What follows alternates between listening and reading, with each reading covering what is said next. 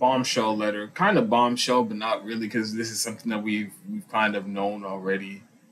Um, but the NIH wrote a letter to the ranking member of a committee in the House, and it was in response to questions that he had about gain of function and whether or not uh, uh, the NIH was funding research, gain of function research at one of the labs at Wuhan in China, where they believe the coronavirus outbreak started.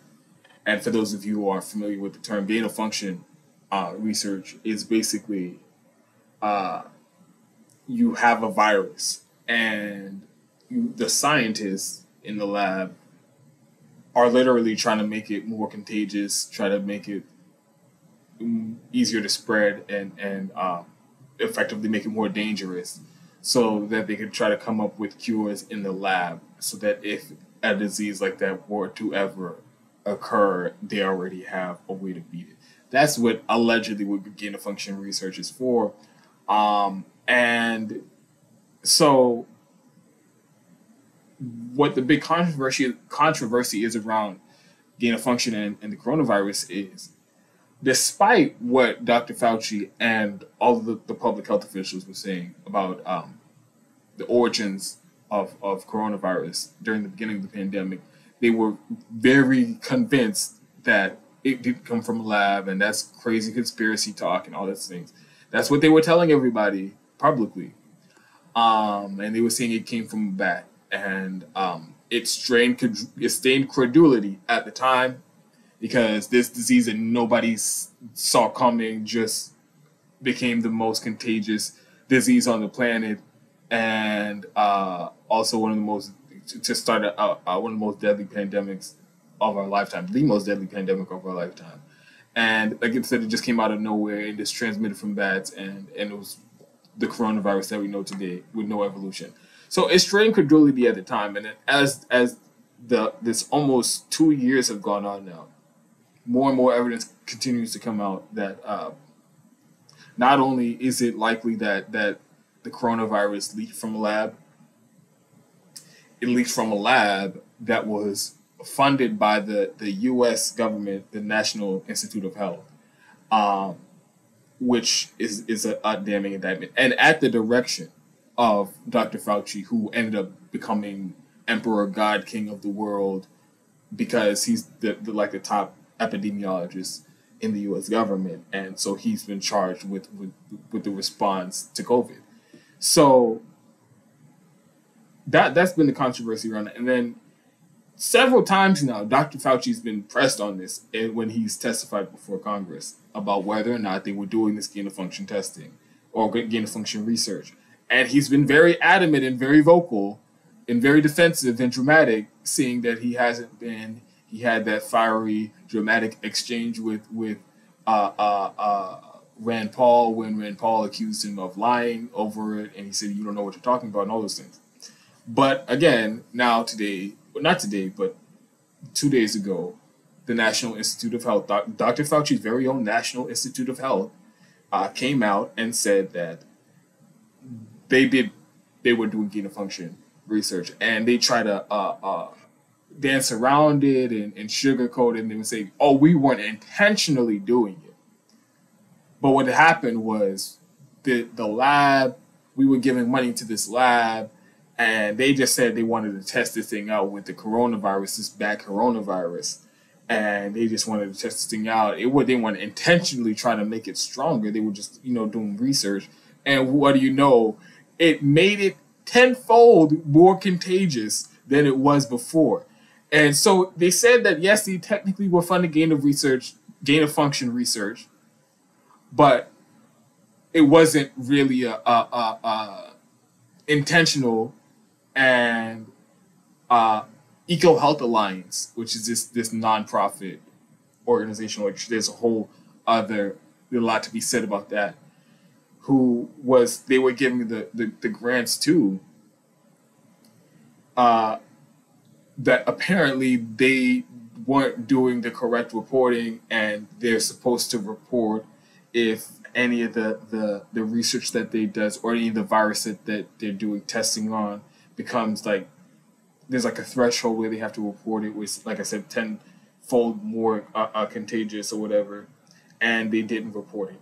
So either way, they were doing gain of function research without a doubt, and they've confirmed it now. So Dr. Fauci clearly was lying and technically committed perjury several times.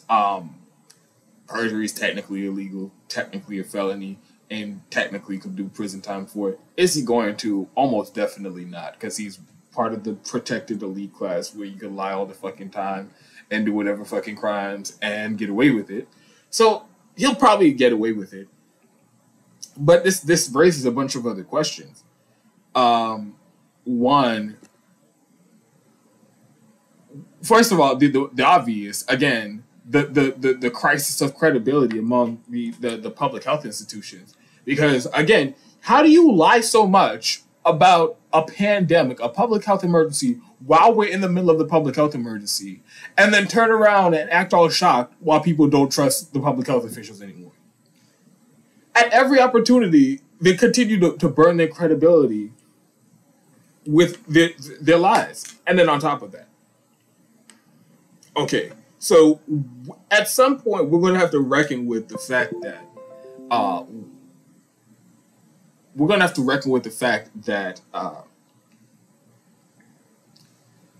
it was very likely that this pandemic was started by reckless and dangerous research that was being done and funded by the U.S. government. And the implications from that, I have no idea. Because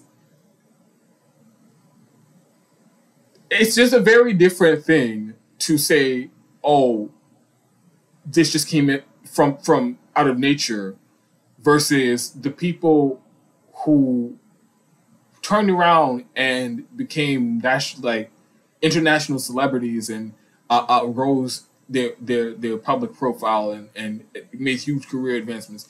It's an entirely different thing to say that, oh, now those people who are supposed to be charged with public health, oops, turns out they had a role in this entire thing and the deaths of hundreds of thousands of people in the U.S. and deaths of millions of people around the world. Oops, it turns out they had a role in it. And everybody's trying to act like these are just small things that can just be glossed over. And there's serious crisis of credibility among the public health institutions. And in a time when we should be trusting them, we should be able to look to them for guidance for public health, but they're lying all the time, nonstop. And their role in the emergency to begin with is still in question. So, I mean, and then there's also the question about, okay, so you had this lab that you were funding, giving millions of dollars to, and you're supposed to be doing oversight of, yet they can lie to you about doing something that was so dangerous it started a whole international deadly once-in-a-lifetime pandemic. What the fuck else is going on in these labs that you aren't aware of? So it calls into question the entire efficacy of the oversight of the National Institute of Health. So it's a huge story. This is a huge story. And Dr. Fauci and everybody else at the Institute should be facing questions anytime they're in public, from politicians and from the media, because this is outrageous. And they're still continuing to do gain of function research. That even if it turns out this entire pandemic was started from a leak from a lab doing gain of function research, they are still doing it. The Biden administration, I think they're like dedicating another $200 million to doing more gain of function research. So, look, man, this is ridiculous. I don't even know why this is even a debate.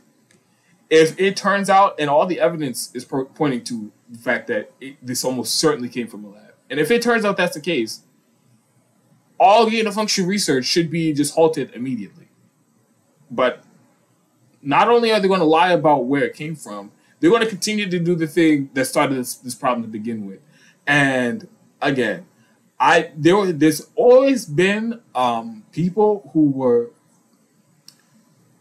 I would say, not more skeptical, because I've been skeptical, but people who have a more insidious, nefarious interpretation of what's happening with the pandemic. I gave them their space, and I always said, hey man, I'm not going to just come out here and say, oh, you all are crazy people. But as time goes on, it's all the evidence is pointing one way, and all I'm saying is the argument that somebody didn't do this on purpose is getting harder and harder to defend, is all I'm saying.